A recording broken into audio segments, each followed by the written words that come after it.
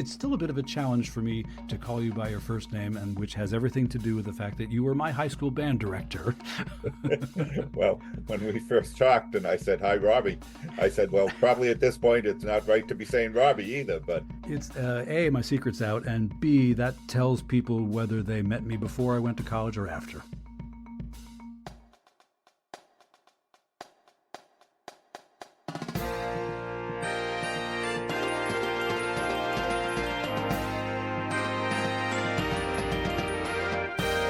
Hello, and welcome to episode 40 of the BandWagon podcast for the week of November 25th, 2024. On this edition of the program, news and notes from the band world, including Grand Nationals results, a celebration of a century and a half of band, another kicker in the news, another debate about the value of music in schools, and a conversation with a gentleman I've known for a while. I'm your host, Rob Hammerton.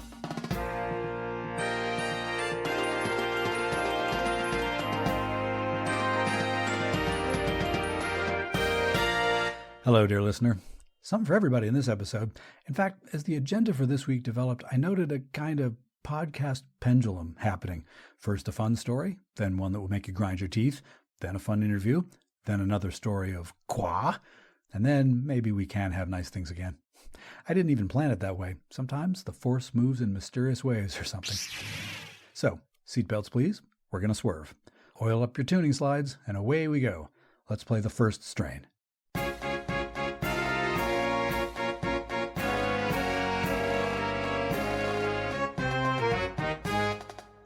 In this episode's first strain, news and notes from the band world.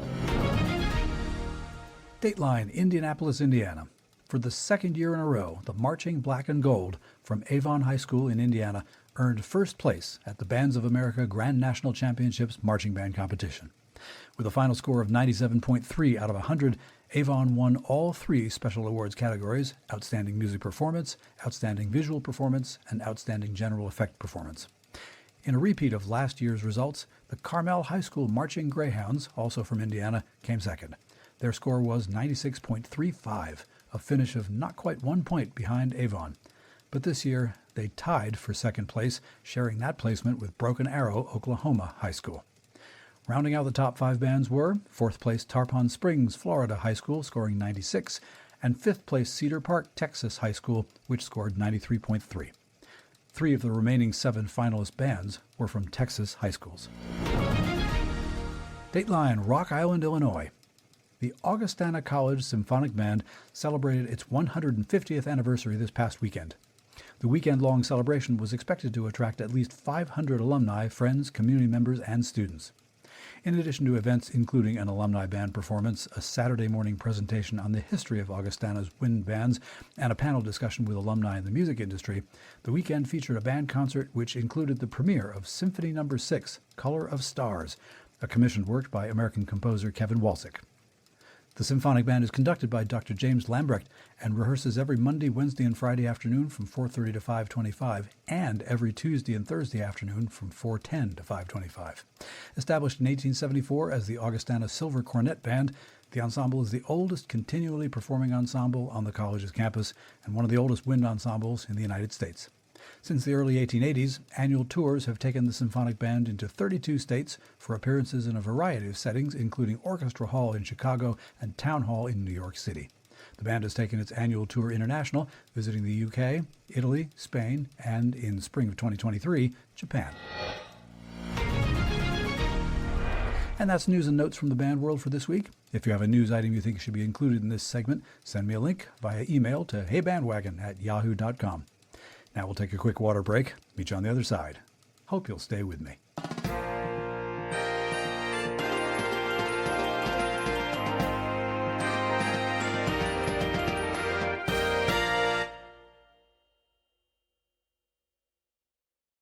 Okay, let's pick it up at the second strain.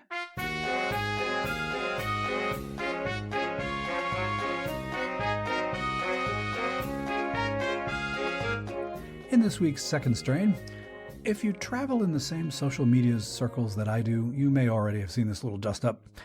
People of a certain age, me, will remember the excitement of the occasional visit of the bookmobile to their elementary school. I have vivid memories of trooping out to the parking lot with my second or third or fourth grade classmates, climbing into the RV or equivalent vehicle that had been transformed into a bookstore, and heading back into my classroom, clutching a literary treasure or two that I could then devour during silent reading time or when I got home. The bookmobile, I'm pretty sure, was run by a company called Scholastic Books. I'd always kind of presumed that on the one hand it was a company whose purpose was to make money selling books, but there was this sense that perhaps the company might also have been, at least originally, founded by people who had little kids' education in mind too, not just the making of money off of it. And to be honest, I had thought about Scholastic Books occasionally, but not terribly often in the years since then. Well, they just made the news.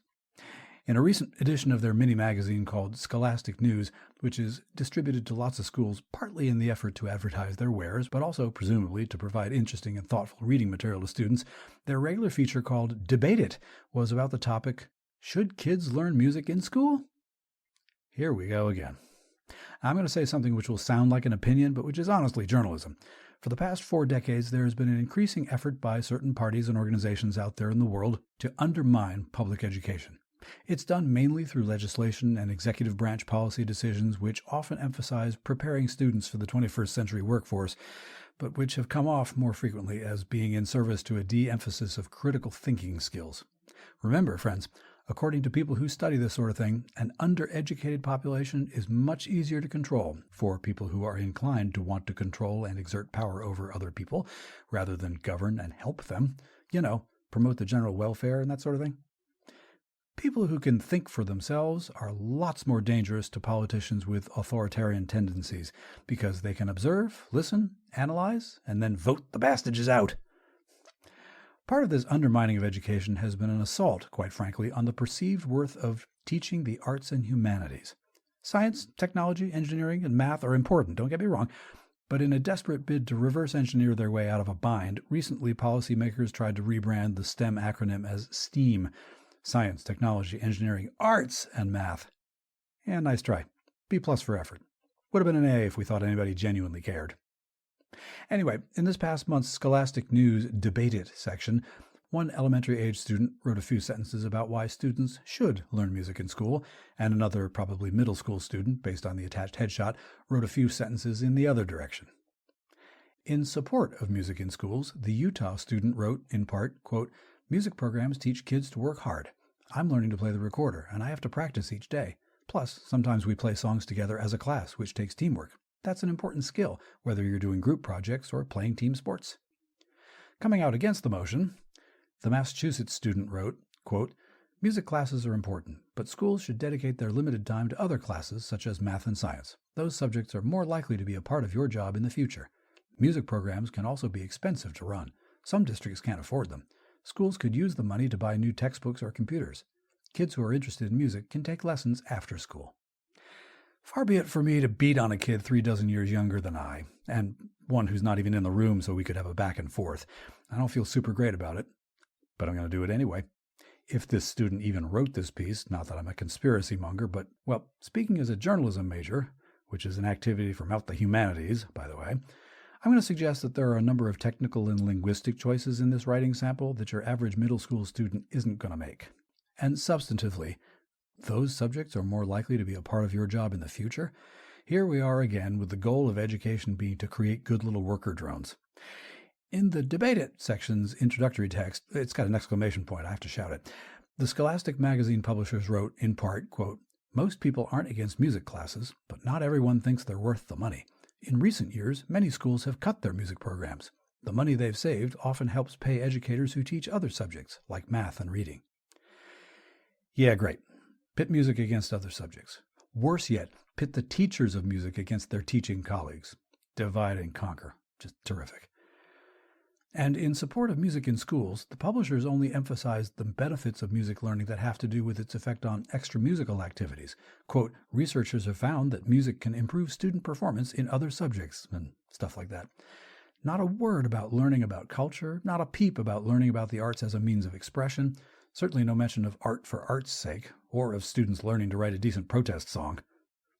Please do not forget, at the end of the day, Scholastic Books is a company, not an educational organization. They care about the bottom line, the counting of beans, much more than they care about educating anybody. They make tools for education, nothing more. And their branded reading materials, like the Scholastic News magazine, are made to look like educational materials, but any writer can sneak in a little propaganda with the right skills and the right corporate backing. In reply to all that, the National Association for Music Education swiftly fired out a letter in response to that Scholastic News article, which said, in part, quote, "While the article highlighted the benefits of music education, we believe it is important to clarify that this question is not one for debate. Music is not a nice-to-have subject, but an essential component of a well-rounded education. The recent article in Scholastic News unintentionally..." Sorry, it's Rob again. I have thoughts about the accuracy of that adverb, and you can guess what they are. Also, I think they meant unintentionally, but okay. Sorry. Carry on, NAFME. Quoting again, "The recent article in Scholastic News unintendedly undermined the work of thousands of music educators, NAFME, and others in advocating for music as equal to other school subjects. The message that might have been conveyed to countless students, teachers, administrators, and parents is that music is non-essential, expendable, and unequal to other disciplines in the curriculum, a position contrary to federal law and the most current education research. If Scholastic plans to continue the discussion on the importance of music education for students, we would be happy to offer our expertise." Thump. Scholastic's senior vice president quickly wrote her own letter to NAFME in response. In part, it said, quote, "Thank you for reaching out to share your concerns regarding the recent Scholastic News Debate It article about music in schools. We sincerely apologize and are in the process of removing that article from the Scholastic News websites. Scholastic has long been a strong supporter of school arts programs, including music. The thoughtful feedback we have received on this article shows us that the use of our debate format diminished the momentum of advocacy for music education and was insensitive to the educators doing the vital work. Debate It is a long-time section of our magazines designed to present students with the opportunity to think critically on a relatable issue. We recognize that asking students to debate the importance of music education was not the right editorial choice. We are truly sorry and hope to regain your confidence in Scholastic News with our future issues." Okay, Scholastic, well backpedaled. But we see you, and we're watching. Having gotten that out of my system, after this grand pause, a little positivity thanks to this week's trio section. Stick around, you'll enjoy it.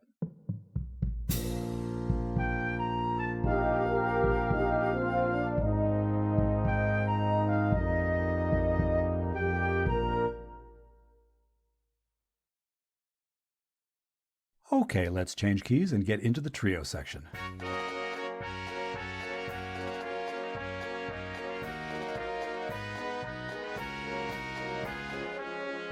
This week in the trio section, I'm pleased to be joined by a gentleman with whom I go back a ways. He is not the first person with band director experience that I've talked with in this trio section. He's not the first low brass player, but he absolutely is a first in a way that I'm certain we'll get to presently. Please help me welcome to the program, Dr. Paul Livingston. Paul. Hi, thank you very much for having me, Rob. It's still a bit of a challenge for me to call you by your first name, and which has everything to do with the fact that you were my high school band director. Well, when we first talked and I said, "Hi, Robbie," I said, well, probably at this point, it's not right to be saying Robbie either, but... It's A, my secret's out, and B, that tells people whether they met me before I went to college or after, is what I that's think we about. probably met when you were probably in middle school, and... I feel like I can't remember where I put my car keys, but there are things that I can remember. And I think that you arrived at the high school in Wayland when I was about to be a sophomore. Oh, okay. Okay. It was 1981 when I started. Was. So then you were a sophomore.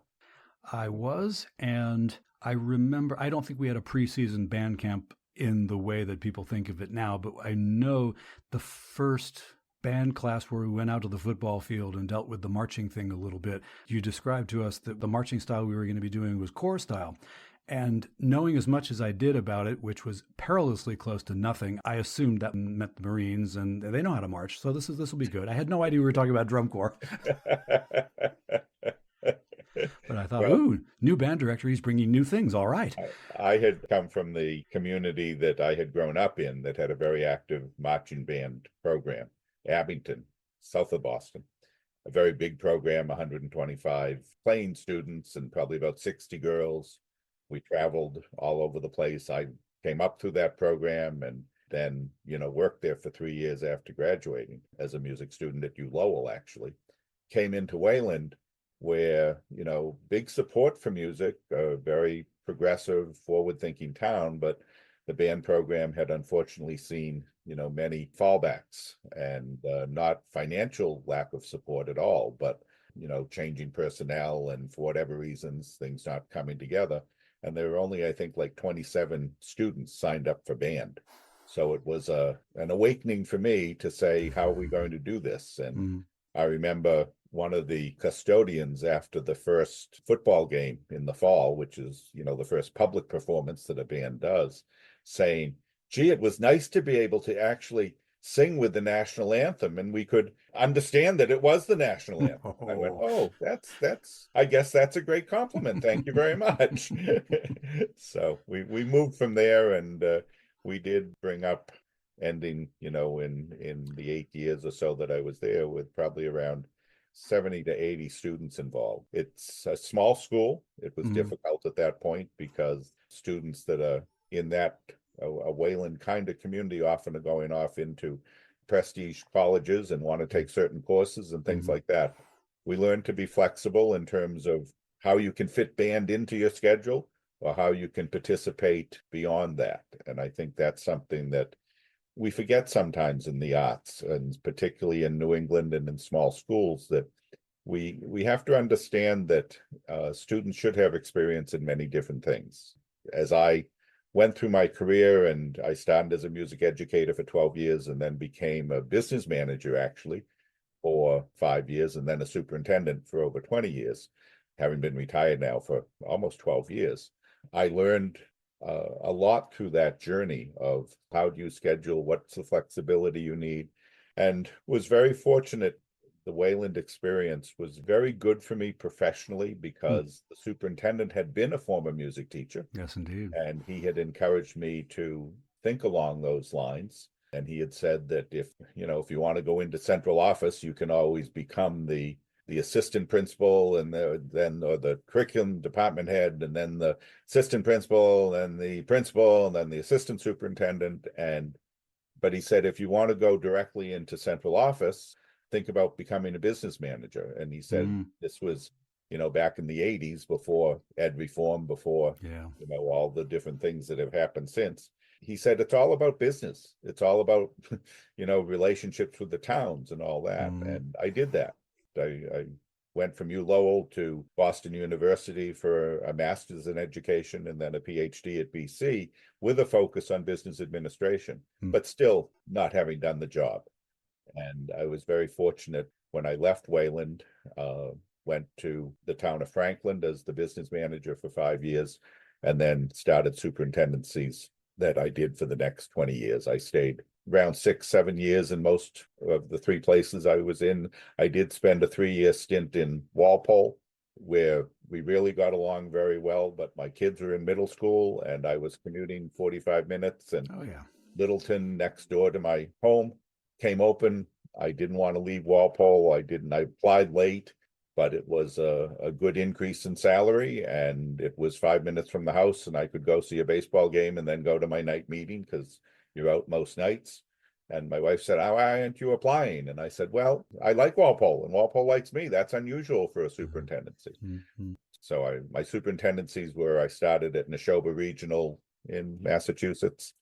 Then I went to Walpole, and then I went to Littleton, and then I retired from Pentucket Regional.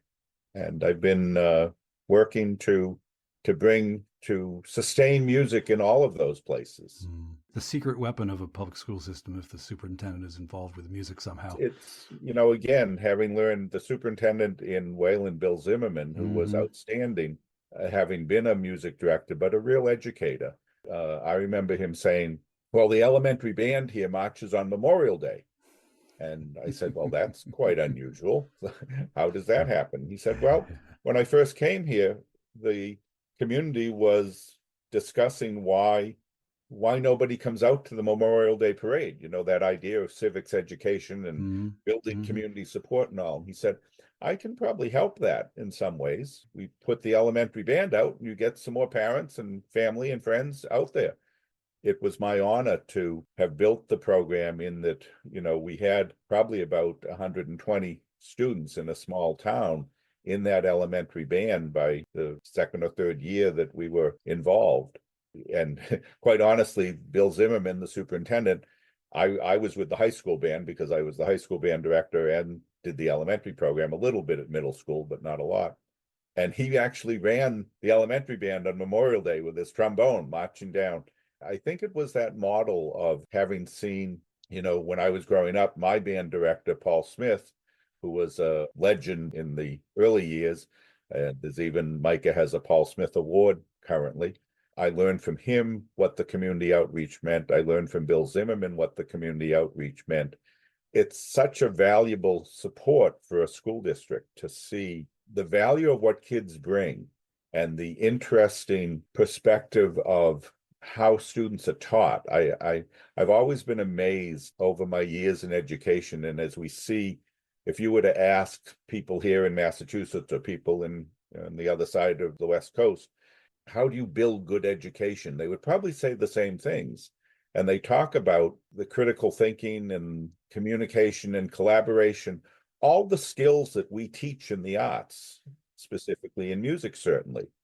And yet, when we go into a typical classroom, oftentimes, and it's changing, certainly now, I'm going back to when I was, in my early years, in the 80s and 90s and even early 2000s, but it is still happening today that classrooms are more like, I stand and deliver and the teacher passes on the information and students bring it back. And unfortunately, that's not the best way to learn.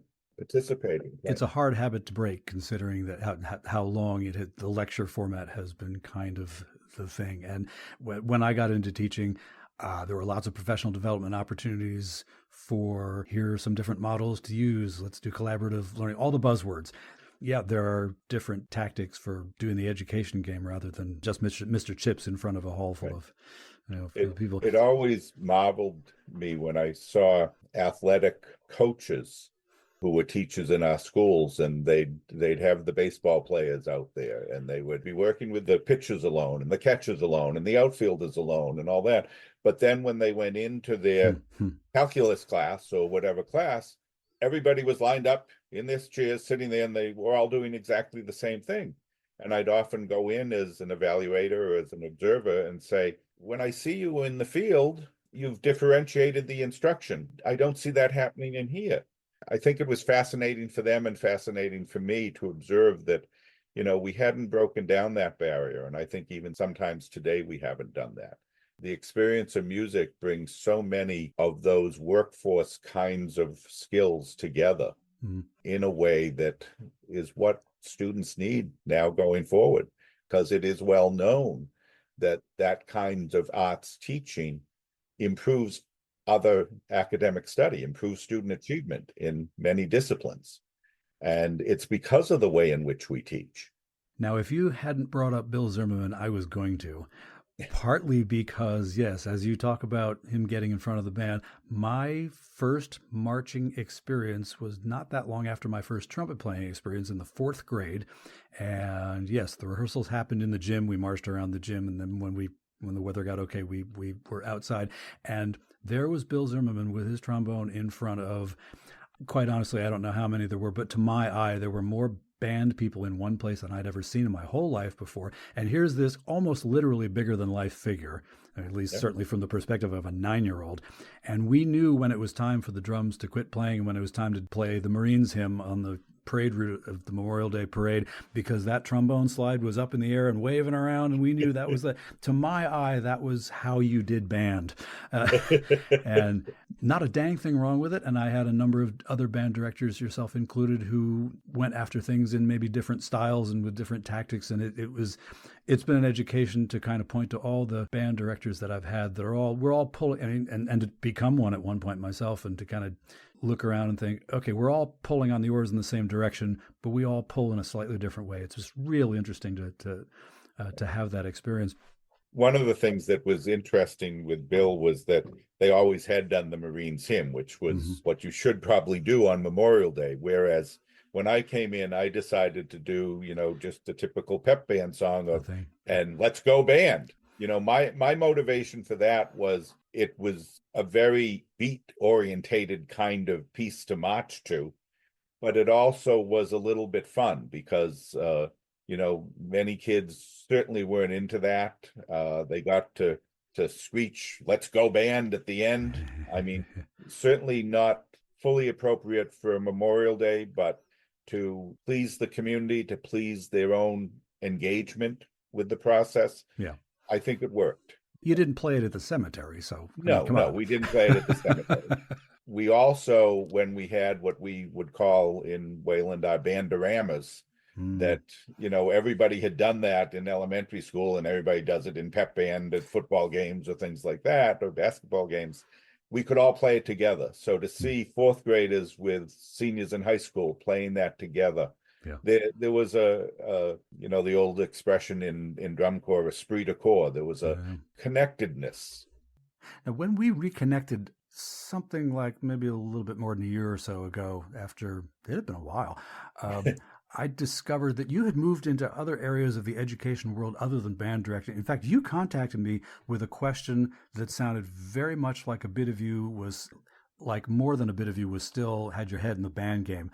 The question had to do with that esprit de corps and that sort of togetherness in the context of the project that you had gotten yourself into since. I mean, we sat and had lunch and you described the thing. I was thinking, talk to me. Let me be a sponge about this. But you built your own company. We have a company that improves education. We help to bring good practice into schools. The idea of what I had said earlier, of building those other kinds of skills. I was contacting you looking, I knew with what I had seen on Facebook, your many engagements with UMass, having gone there and then still to this day. The fact that it brought large groups of people together rowing in the same direction. Yeah. And I think that, whether it's the political climate today of the United States, or if it's an individual community, unfortunately, when you're running a school district or you're trying to create education and build support for budgets, everybody's been to school in that community, so they all think they know how to do school. There you go. And unfortunately, everybody wants to say they go to the best high school in the world. And everybody says that at the Thanksgiving table. Nobody wants to say they're not going to the best high school in the world. But there's a lot of concern about bringing money into public education. And I think what I am always looking to do is, how do you build that esprit de corps within a community? And how do you get them to understand how you have to build a spirit? It's much more about culture than it is about any particular discipline, and a culture of a strong marching band program at an elementary school, a high school, middle school, college. It's about building that reason to be there, that culture. And one of the things that when you see, a group of 100 to 200 students or young adults in drum corps marching towards that final progression towards the sideline to close their program, and things are spinning and drums are playing and people are singing or doing unique things, that's a culture. And that's a dedication and understanding that each person is one cog in the particular environment that adds to that overall performance. If communities could function in that way and countries could function in that way, we began something that became very, very simplistic in my mind, of just asking, how do you change a culture in a school district? But ask people, when you learn something, what were the attributes of that learning? Well, again, if I were to ask that in Boston or I were to ask that in Los Angeles, it would probably be the same kinds of things. I had multifaceted support. I collaborated with people. I had good communication. I assessed it in some way. I did some critical thinking about it. And when you ask that within a community, in different communities I worked, as a new superintendent, I'd come in, and you ask that of all students, grades 3 through 12. And you ask that of parents and of the town board members, the politicians that are related. And then you create an environment in which you build rubrics to assess those things, because that has become, in my opinion, far more important than the typical academic skills that we regurgitate back and forth. Most of those can now be looked up. You certainly need to read. You certainly need some arithmetic skills and some certainly other high-level thinking skills. But the real cohesiveness of that comes in between those relationships of skills. How does collaboration relate to creative thinking? How does creative exploration relate to communication and to critical thinking and risk-taking? You know, when you pick up an instrument for the first time, you're taking risks. When you do your first marching band program, you're taking risks. If you can build that general spirit of a way in which a community looks to engage from a musical standpoint, but which is where I learned it from, and get everybody rowing in the same direction so they understand what's the mission, it can be an exciting experience. And if you see that in some communities. There are communities that have esprit de corps, and there are communities that do not. But I think we as musicians can model for school principals and school administrators and others a way in which that can be fostered to engage. And as a result, build the music program, which is certainly critical to not only a skill that's important and a lifelong skill that, you know, again, I'm here at the age of 68. I still play a little bit of tuba, and occasionally I have to play a music service on piano at a church or something. I was a piano major in college. My wife is a vocalist, a classical vocalist around the Boston area. And she is far more the musician first and then the educator. And I was far more the educator and then the musician. I learned to craft very well, but I wasn't that end that she's at. But it's what was necessary to bring into school systems. And then I've been able to bring it in and out of my life in so many different ways. From I would play the piano for a elementary theater program or an elementary chorus program or something. It's something that I was never terribly athletically involved, but I'm still engaged in music. Whereas I'm probably not going to go out and play football or baseball at this point very well at this ripe old age, but it's something that I can do for a lifetime. There are many things that we bring to the table as band people, as music people, as musicians, that are valuable in so many ways across all spectrums of not only education, but across how we build societies and how we grow. Oh.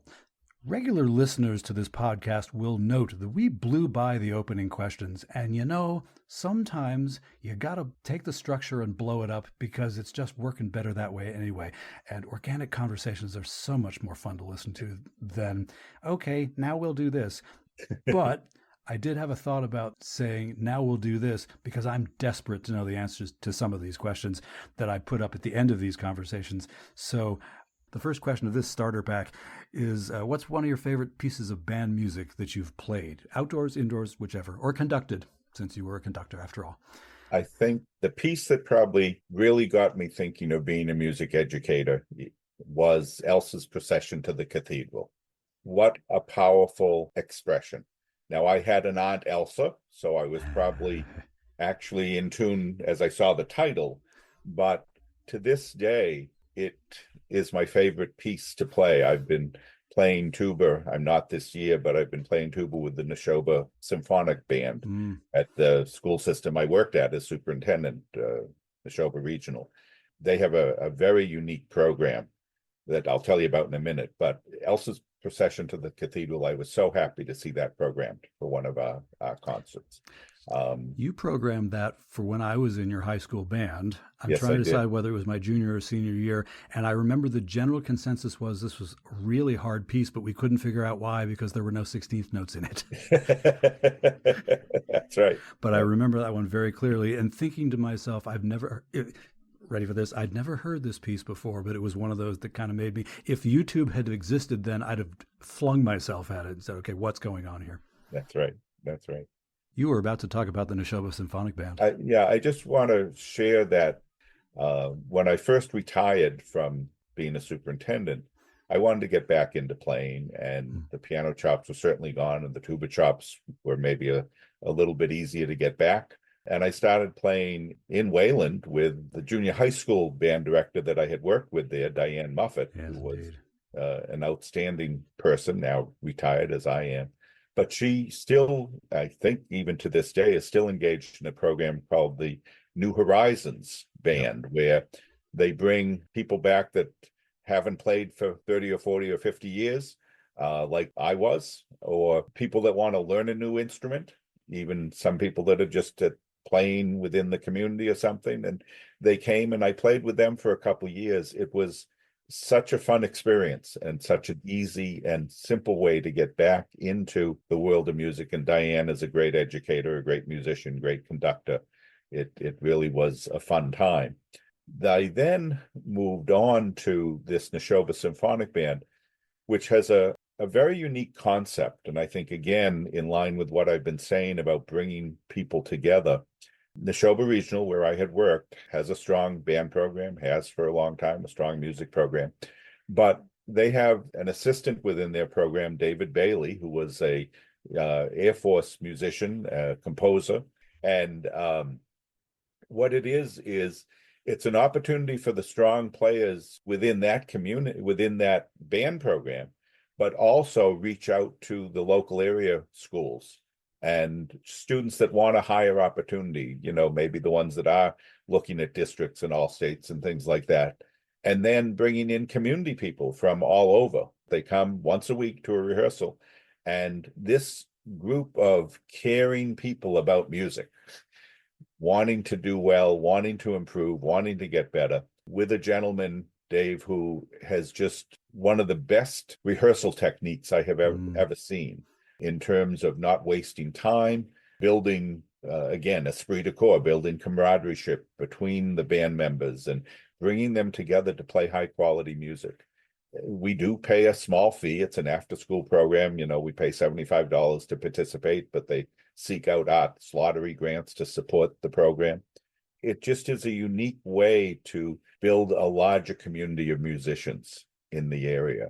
It also, again, is a way to support a local music program by having more exposure and more people engaged and more people involved. I would encourage other high schools to look at that kind of possibility for their community because, again, it's something that people like to do, they want to do, and it brings them together. It not only brings them in support of your program, but it gives your students greater opportunities. Now, getting involved with the Neshoba Symphonic Band, that particular group, therefore, this may cut down the list of repertoire items that could be used to answer my next question, mostly because they play a lot of, as you say, a lot of high-level stuff. Is there a piece of band music that you have never played but you would like to? I'm old. I think I played a lot. I can't think of one, actually. I've been very fortunate. I mean, obviously, I look to the Eastman Wind Ensemble often to hear the best. And the Chestnuts, the ones that I've wanted to play, and I've been fortunate to be able to hit somewhere along my journey here. That slides right into my usual next question, which is there a band that you would love to perform with that you'd never have? As I said, when I retired and went back to the New Horizons group and started playing, I then moved on from there and I played with a brass quintet called the Summer Street Brass. And then I played a little bit with the Dirty Water Brass Band out of Boston.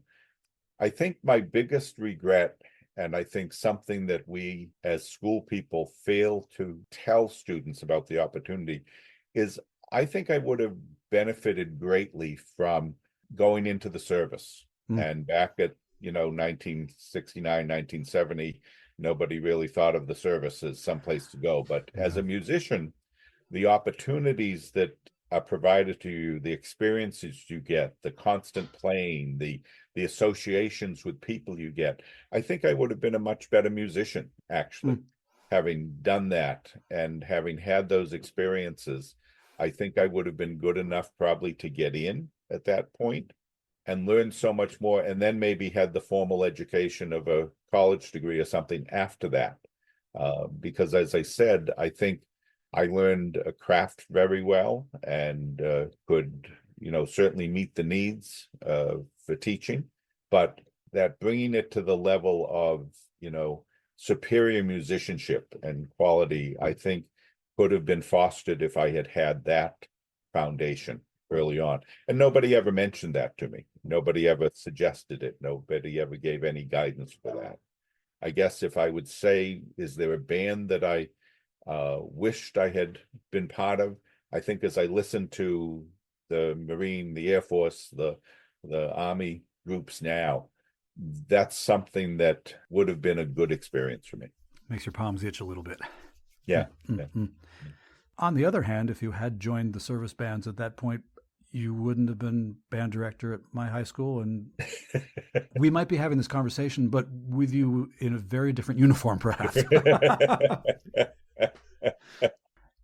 The beauty of these conversations in the band world, and particularly involving people who have known each other for more than a couple of weeks, is that they could go on, and I would be all enthusiastic about doing a part 2 someday, because I am quite certain we haven't run out of stories. We haven't even started to recount, for people who don't care, the stories about Wayland High School and the band and all that. But I genuinely appreciate the opportunity to have this conversation. The last time we went on this long, it was over food, and I think next time it'll be my turn to pay. And it's also, quite honestly, it's a thrill to be able to connect with former teachers, and having gone into the ed business myself, now I have former students, and every so often, it's been fun to connect with them and have that experience on the other side of that. So thank you for doing this. Thank you, Rob. I appreciate it. I remember, connecting with you when you were the Holy Cross basketball band director, and my niece was in that group. Ah, yes. Cara Safia. Yes. And as soon as I figured that out, I thought the name should at least have encouraged me to ask. I mean, what's the harm? It's not a super uncommon name, but I mean, look. So Yeah. Musician, educator, administrator, advocate for Esprit de Corps, Paul Livingston. 40 years seems like a day. Thank you so much for contributing to this podcast project. Thank you so much. I appreciate it, Rob. Thank you very much. And please extend my hellos to your family. Your mom, that first year coming into 28 kids, she helped me redesign those band uniforms with her tremendous skills of sewing and design and ideas. And your sister, of course, was just a few years behind you, an awesome trumpet player, and now I understand an awesome third grade teacher. So. And they all listen, so now you have said hello to all of them. Rob, we'll stay in touch. I look forward to that. Thank you. And when I say 40 years feels like a day, class of 84 represent. In a moment, more BandWagon.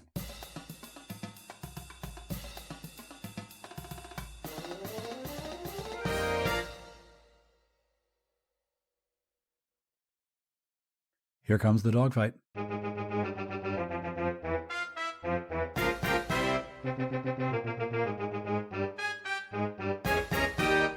This week's dogfight continues this episode's swerve back and forth between happy, happy, joy, joy, joy, and righteous indignation, as yet another football kicker decides to practice in the middle of a band show.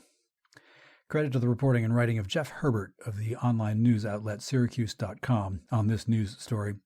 On November 2nd, the football game involving Virginia Tech and host school Syracuse University was a battle, even during the halftime show.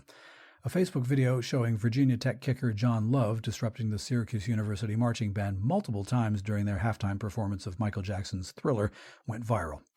Love could be seen on the field kicking practice field goals while band members were performing, nearly making contact with several musicians mid-performance. The video clip shows Love setting up for a practice kick near the 25-yard line early on, while most of the marching band is near the middle of the field. Someone can be seen coming off the front sideline and trying to convince Love to move away, even knocking the football off its kick holder device. But Love sets up again and kicks the ball even as band members can be seen moving all around him. A couple of minutes later, while the band is still performing, Love can be seen trying to set up for another field goal attempt at the 30-yard line. Another person moves to stop him, and he appears to argue with them, again, while the Syracuse band is moving in formation and attempting to avoid running into him. Love appears to attempt to set up for a field goal attempt in yet a different spot before a third person tells him to stop. A fourth person, who appears to be affiliated with the Virginia Tech football team, escorts him off the field as some fans can be heard booing. During his press conference on the Monday following, Syracuse football head coach Fran Brown took issue with Love's actions, saying, quote, "I don't like that. Those kids go to class. They practice every day. So when I heard that, I was really pissed about that. Like, don't nobody disrespect our band and do those things." The Virginia Tech kicker has since apologized. In a post on the Twitter X social media platform, Love wrote, quote, "I would like to apologize to the Syracuse University community as well as my teammates and coaches for my actions at halftime of Saturday's game. I understand the work that goes into halftime band performances, and it was not my intention to detract from that with my warm-up. I am sorry for what happened and how it is reflected on our team and school." Okay, Rob here again with a quick thought. No kicker who attempts practice field goals on 4 separate occasions from physically the middle of an ongoing halftime show, who has eyes to see and ears to hear, can possibly claim to have no intention of detracting from a band's work. At best, they can only lay claim to the monumental arrogance that unfortunately has been a hallmark of the American football establishment since time immemorial. My practice field goal is more important than your actual halftime performance. The band show has been on the halftime docket since long before this football game began, but I do not care. I honestly don't know what can be done to change this societal phenomenon, this hubris on the part of the athletic community, this disregard for the mere existence of, never mind in some cases the physical safety of, the bands. I'm open to suggestion. But again, as previously noted in this episode, kickers, we see you. Band people are watching. We have to, otherwise we'll get hurt. All right, one last pause to catch our breath, and then we'll wrap things up for this week, cheerfully. Thanks for continuing to listen. To wrap up this week, let's take the CODA.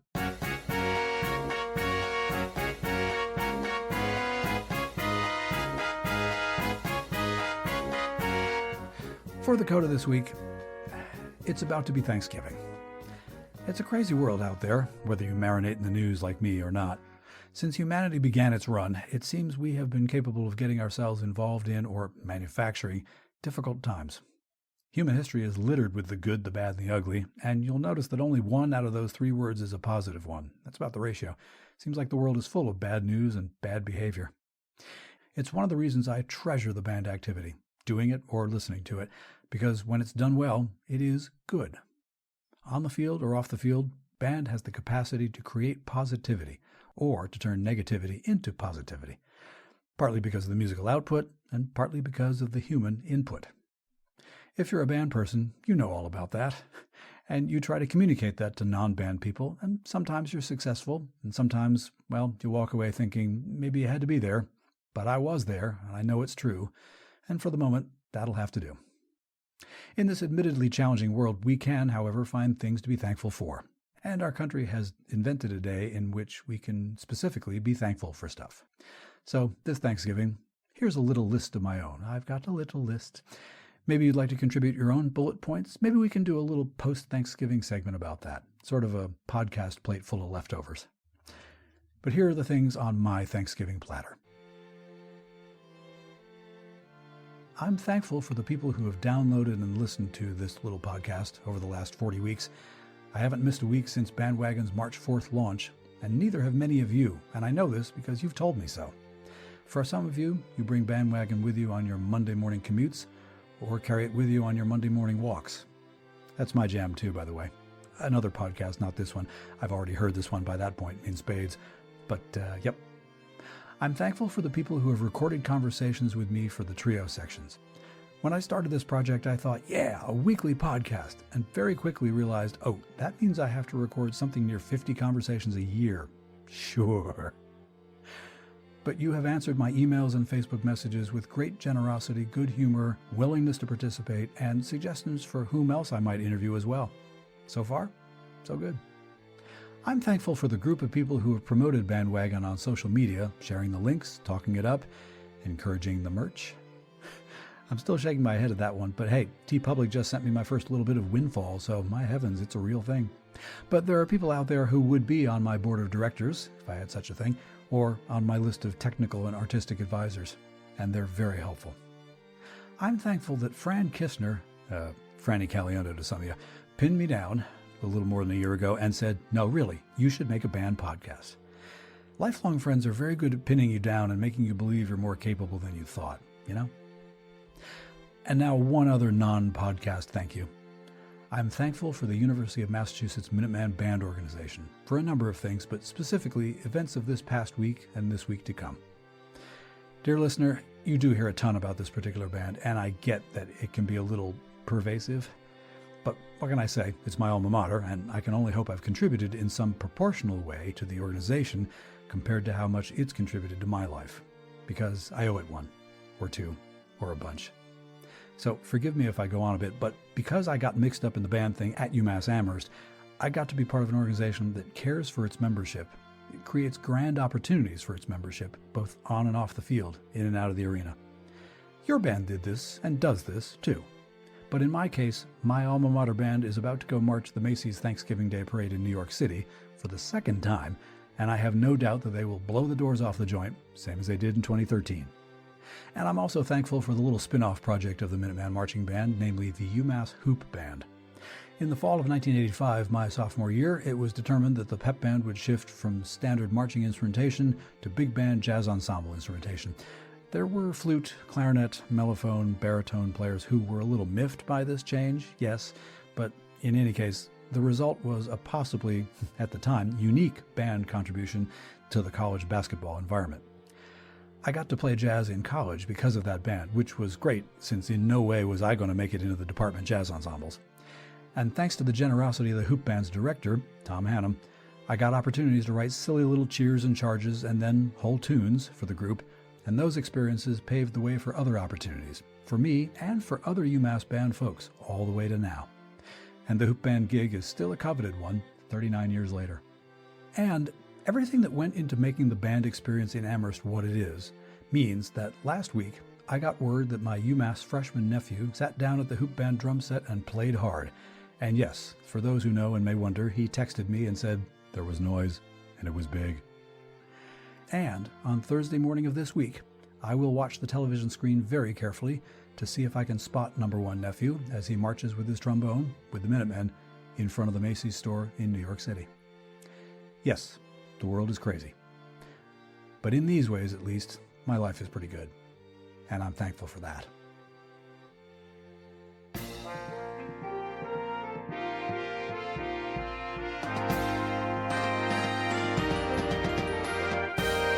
That's BandWagon for this week. Thanks as always for downloading and listening. BandWagon was written, researched, and produced by your humble host. Musical interludes were produced by Hammerton Media, from source material largely by John Philip Sousa. You can listen to more episodes at the pod's website, heyband.podbean.com. Please give me feedback. Let me know what you like or what you think might change. You can do that using the email address heybandwagon@yahoo.com. Or leave a 90-second voice message by going to speakpipe.com/heybandwagon. Be aware that I do reserve the right to include your message on the podcast unless you say otherwise. Those contact links and links to this week's news items, conversation topics, and my interview guest, Paul Livingston, can be found in our show notes, as can a link to BandWagon's merch store, thanks to the good folks at TeePublic. Please share the show on social media, and thank you for that. If you enjoy this podcast, please do share it in the direction of someone whom you think might not be a listener yet. Word of mouth really is the best recruiting tool. And to keep up with the pod every week, subscribe to BandWagon on the Podbean app, Apple Podcasts, or wherever fine podcasts are sold. For now, take care, stay in touch, stay in tune, and we'll do this all again next week. I'm Rob Hammerton. Happy Thanksgiving, and if it's your gig, whether you're a band director or a band marcher, good luck Thursday morning. Stock up on those hand warmers. I swear, what insane person thought up Thanksgiving Day football in New England anyway? Football people, that's who. Sounds a foul filth in your filth and foul.